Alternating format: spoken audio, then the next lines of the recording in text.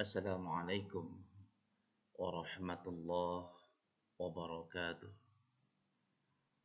Alhamdulillah rabbil alamin allazi khalaqal mauta wal haya liyabluwakum ayyukum ahsanu amala wa huwal azizul ghafur. Asyhadu an la ilaha illallah wa asyhadu anna Muhammadar Rasulullah sallallahu alaihi wasallam. Allahumma shalli ala Muhammad wa ala ali Muhammad. Qala Allah Ta'ala fil Qur'anil Karim, Na'udzu billahi minasy syaithanir rajim. Ya ayyuhallazina amanu kutiba alaikumus shiyam kama kutiba alal ladzina min qablikum la'allakum tattaqun. Shadaqallahul azim. Wahai orang yang beriman, diwajibkan kepadamu berpuasa sebagaimana diwajibkan kepada orang-orang sebelummu. Mudah-mudahan kamu bertakwa. Al-Quran Surah Al-Baqarah ayat 183. Ayah bunda, saudaraku dimanapun kita berada, alhamdulillah segala puji bagi Allah Subhanahu wa Ta'ala. Allah masih beri kita kehidupan, kesehatan, iman kita, dan istiqomahkan Allah istiqomah kita dalam taat kepadanya. Salam salam untuk Nabi Allah sallallahu alaihi wasallam. Allahumma shalli ala Muhammad wa ala ali Muhammad. Pada kajian kedua Tarhib Ramadan, kita akan mengupas tentang keutamaan bulan Ramadan. Suatu masa Nabi Musa bermunajat kepada Allah Subhanahu wa Ta'ala. Ya Rabbi, ratusan tahun aku dan kaumku beribadah dan mengabdi kepadamu. Setiap yang aku mintakan untuk kaumku, engkau berikan. Dan setiap kesulitan yang menimpa kaumku, engkau mudahkan. Sungguh keistimewaan yang besar yang kau berikan kepadaku dan kaumku.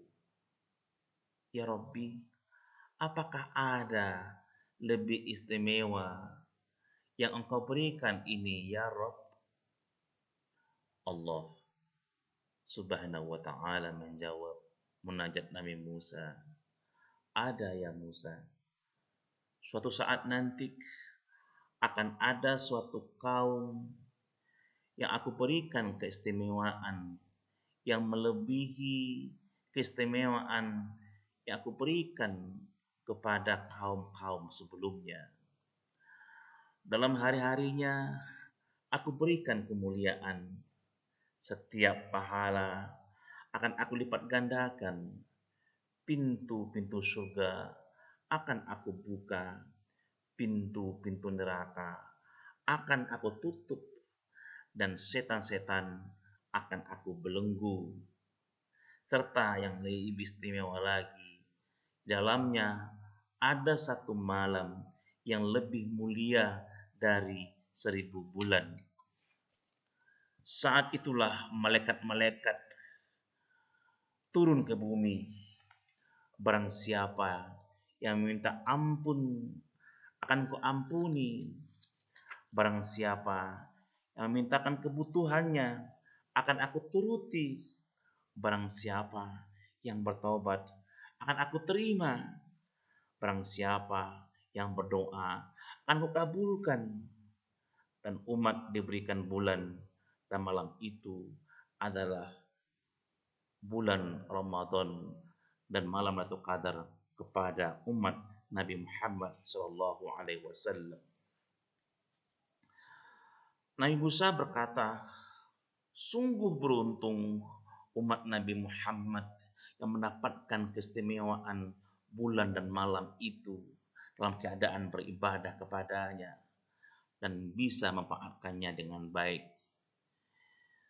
Ayah bunda sekalian, keberuntungan itulah yang saat ini akan kita nikmati. 28 hari lagi kita akan memasuki bulan Ramadan, di mana Isa sangat takjub. Isa sangat mengharapkan bulan itu, dan jangan abaikan bulan Ramadan itu datang tanpa makna. Ayah bunda yang saya hormati dimanapun kita berada,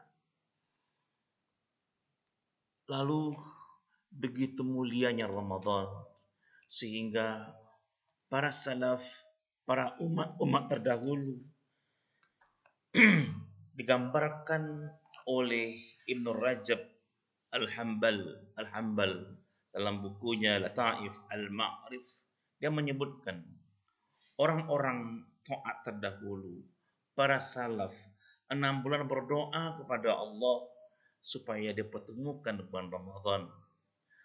Mereka mempersiapkan diri untuk Ramadannya selama 6 bulan, seraya mereka berdoa. Lalu dan setelah mereka Ramadan, mereka kembali berdoa supaya diterima amal ibadah mereka. Ayah bunda sekalian, apabila seseorang mempersiapkan dirinya semaksimal mungkin, Allah Subhanahu wa taala akan memberikan taufik semisal itu pula untuk memberikan kepada kita bisa beribadah semaksimal mungkin. Ayah bunda sekalian, kenapa para salaf, kenapa para orang-orang taat, kenapa orang-orang yang inginkan Ramadan itu? Tentu bukan tanpa alasan. Ayah bunda sekalian, banyak keutamaan Ramadan itu.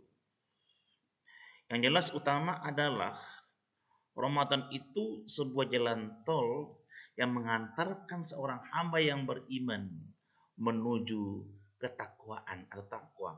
Puncak tertinggi seorang hamba adalah takwa. Seperti dalam surah Al-Baqarah yang kita bacakan tadi. Ya allazina amanu kutiba alaikumus syiyam kama kutiba allazina min qablikum la'allakum tattaqun. Wahai orang yang beriman, diwajibkan atas kamu berpuasa sebagaimana diwajibkan kepada umat-umat, kepada orang-orang sebelummu. La'allakum tattaqun. Mudah-mudahan kamu menjadi orang yang bertakwa. Itu keutamaan utama ayah bunda sekalian, sebuah jalan tercepat yang Allah sediakan untuk seorang hamba yang beriman bisa menuju puncak seorang hamba Allah adalah orang-orang yang bertakwa. Lalu apa keutamaan-keutamaan yang Allah berikan kepada bulan ini? Yang pertama adalah Rasulullah menyebutkan Ramadan adalah bulan berkah, adalah bulan berkah. Apa kata Rasulullah? Atakum Ramadana sahrum mubarak.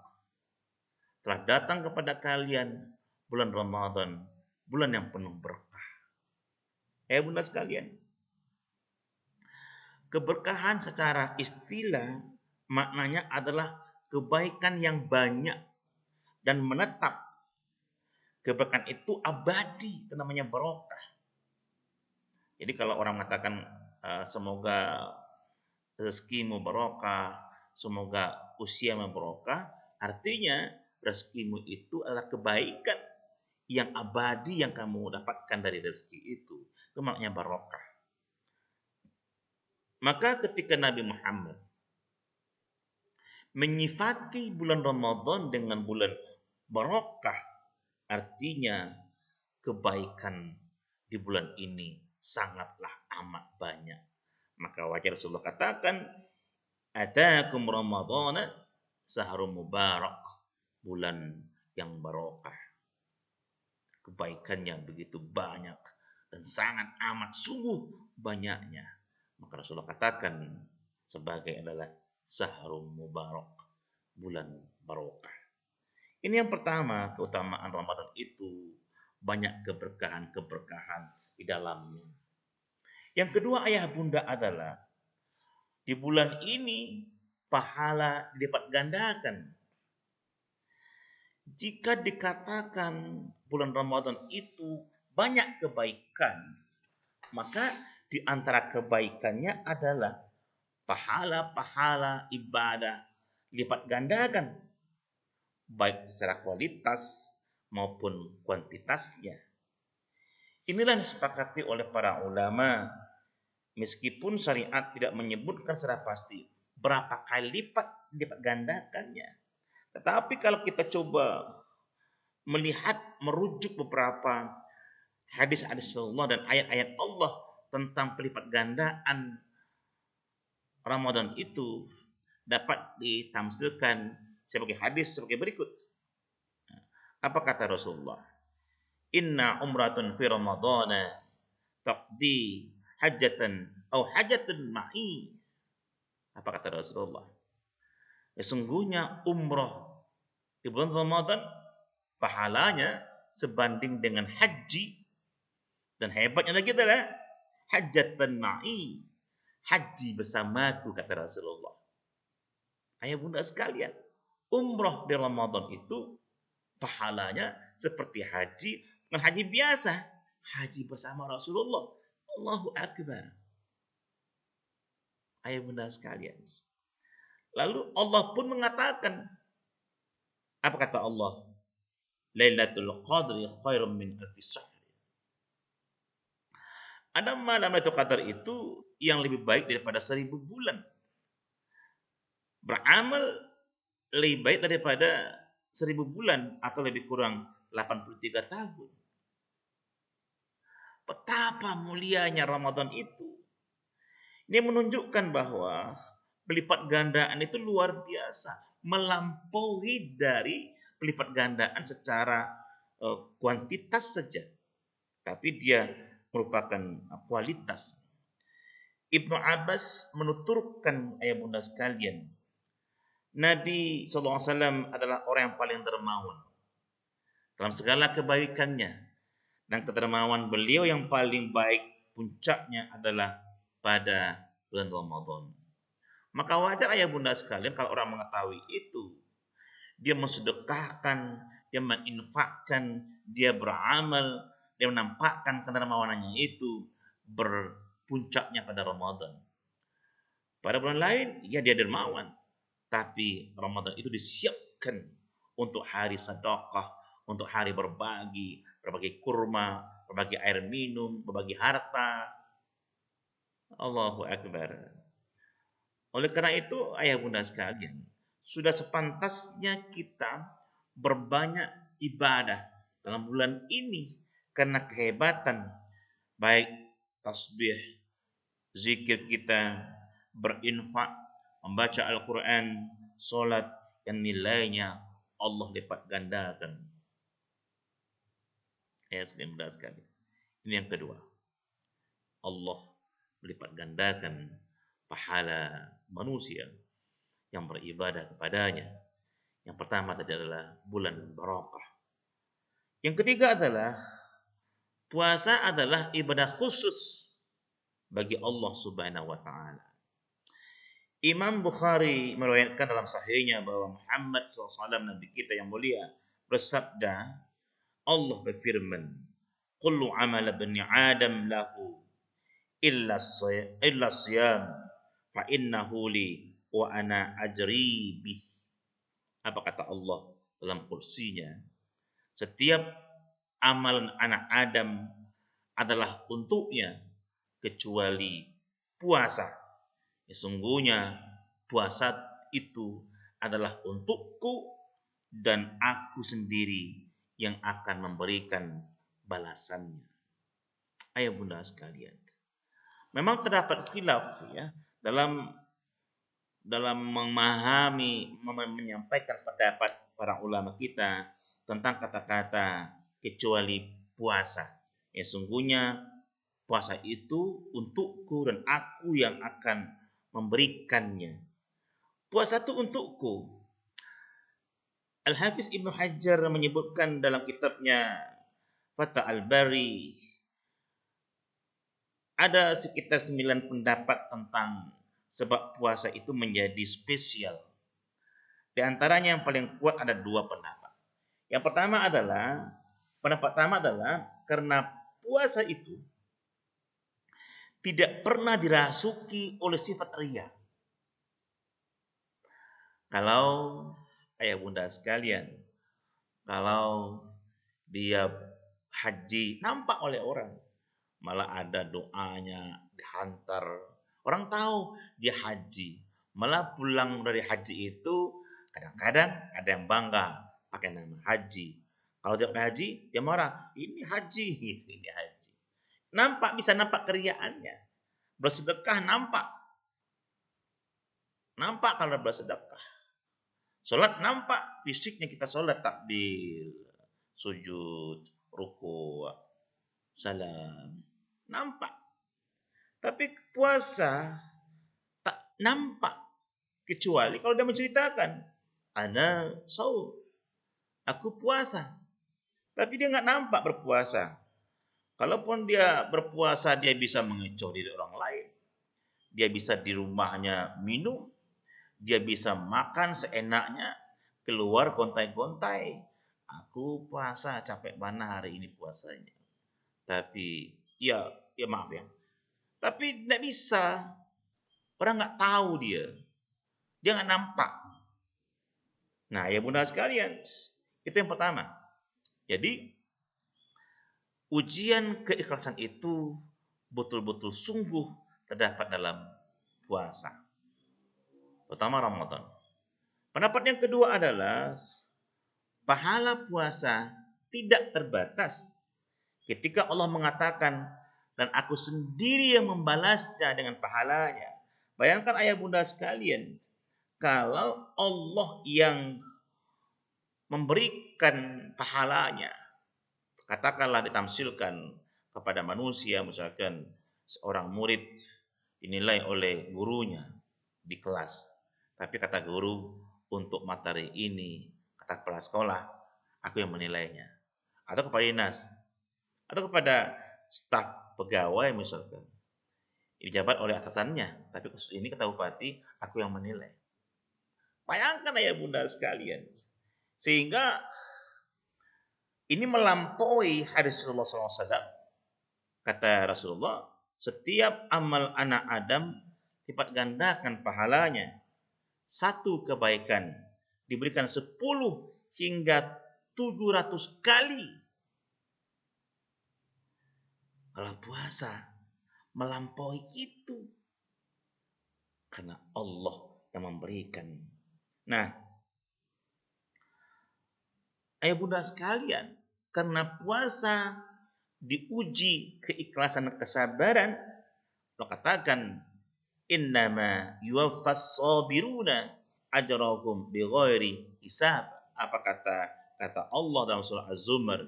Sesungguhnya orang-orang yang bersabar mencukupkan pahala mereka tanpa batas. Allahu Akbar. Ayah bunda sekalian, itu yang ketiga, dipergandakan pahalanya. Yang keempat adalah puasa itu menjadi pengukur dosa. Allahu Akbar.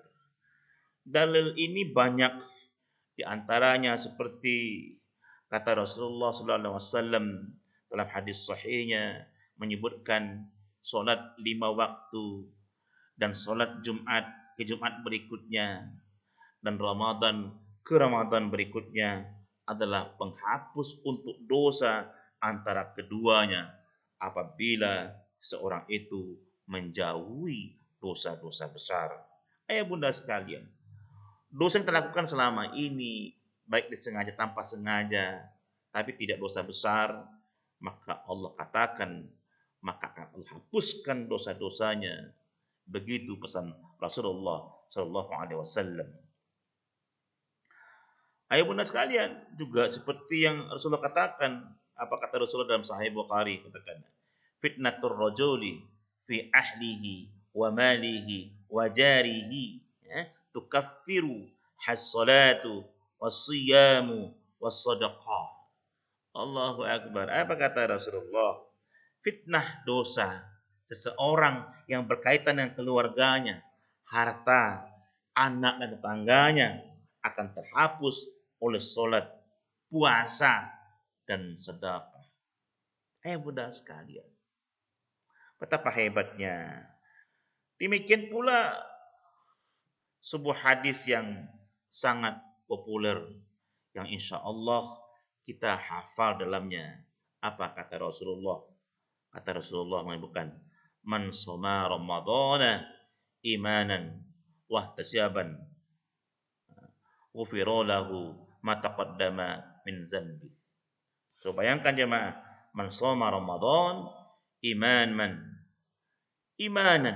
barang siapa berpuasa Ramadan dengan iman, wahtisaban, dengan ihtisab atau mengharap pahala dari Allah semata, apa kata Allah di situ? Ghufirilahu ma taqaddama min dzanbi. Maka Allah akan mengampuni dosa-dosanya yang telah berlalu. Allah menghapuskan dosa-dosa kita asbab kita berpuasa Ramadan.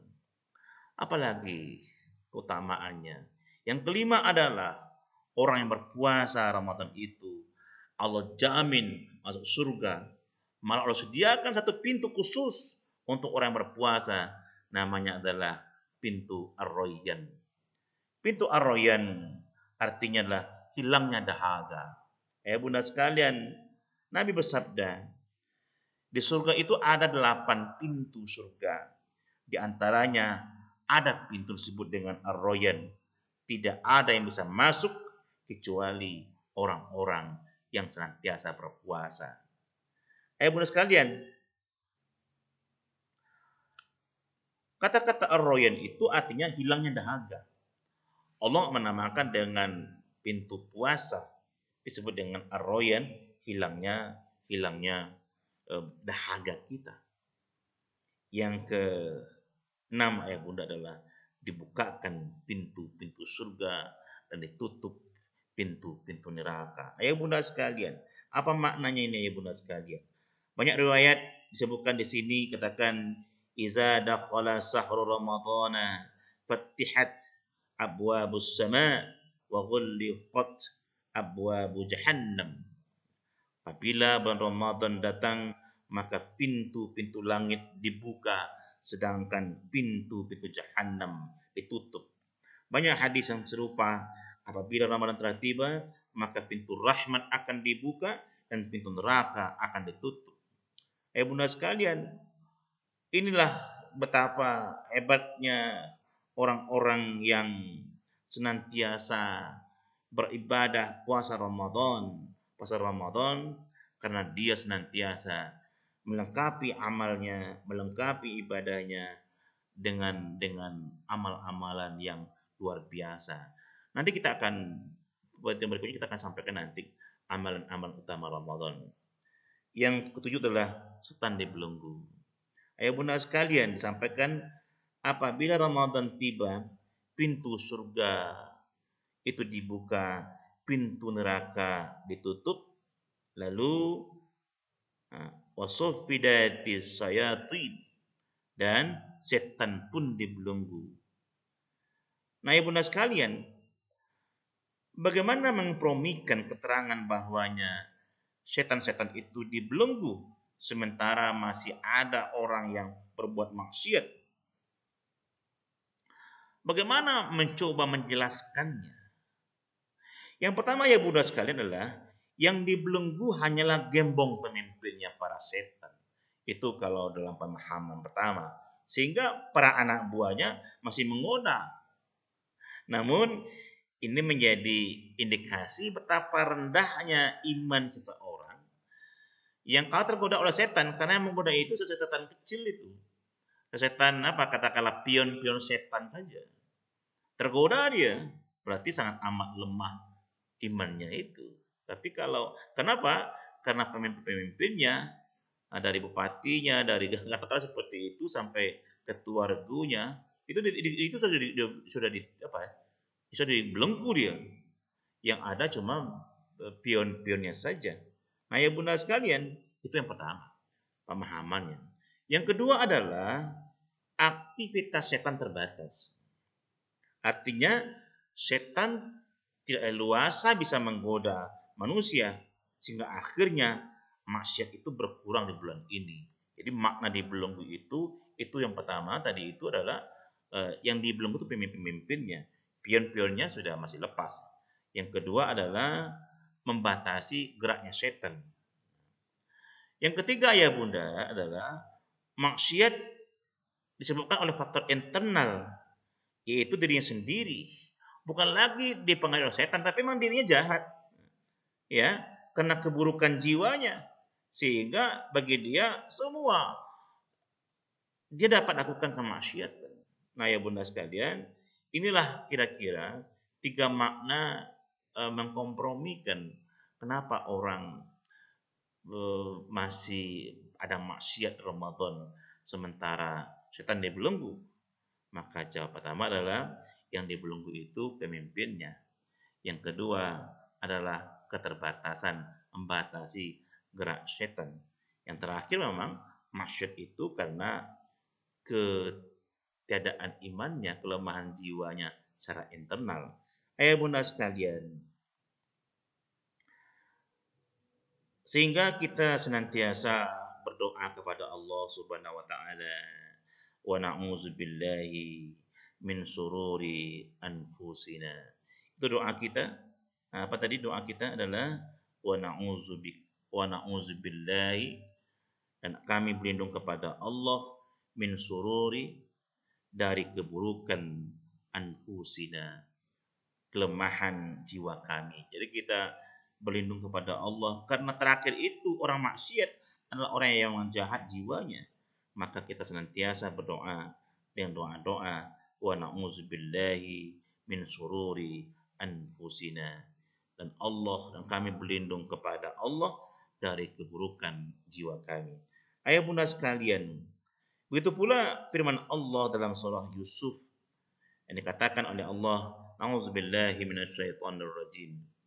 Innan nafsa la'ammaratun bisu' illa ma rahima rabbi." Karena sesungguhnya nafsu itu selalu menyuruh kepada kejahatan kecuali nafsu yang dirahmat oleh Tuhannya. Ayah bunda sekalian, maka apabila jiwa kita baik, insya Allah Ramadan itu akan terhindar dari maksiat. Maka semakin tinggi iman kita siapkan dia selama beberapa hari ini, insya Allah kita akan full beribadah karena Allah. Ayah bunda sekalian, banyak lagi yang lain tentang keutamaan Ramadan ini, tapi cukup untuk itu dulu, 7 dulu yang kita sampaikan pada persuaan ini. Mudah-mudahan ayah bunda sekalian, kita sudah mulai menyiapkan diri kita memasuki Ramadan itu dengan sebaik-baik mungkin. Demikian ayah bunda sekalian, sampai bertemu besok. Aku kalam, bila taufiq hidayah. Wassalamualaikum warahmatullahi wabarakatuh.